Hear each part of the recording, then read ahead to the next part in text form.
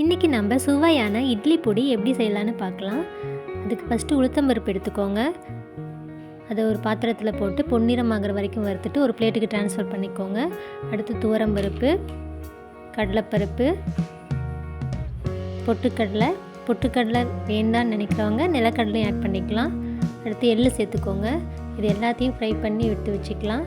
அதுக்கப்புறம் வரமிளகாயும் ஃப்ரை பண்ணி எடுத்து வச்சுட்டு கருவேப்பிலை கொஞ்சம் நிறையாவே சேர்த்துக்கலாம். அது இன்னும் கொஞ்சம் சுவை கூடுதலாக இருக்கும்.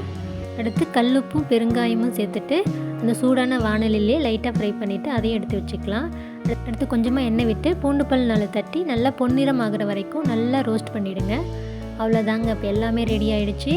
இது எல்லாத்தையும் மிக்சியில் போட்டு கொஞ்சம் கொரகொரப்பாக இருக்கிற மாதிரி அரைச்சி எடுத்தோம்னா சுவையான இட்லி பொடி ரெடி ஆகிடுச்சு.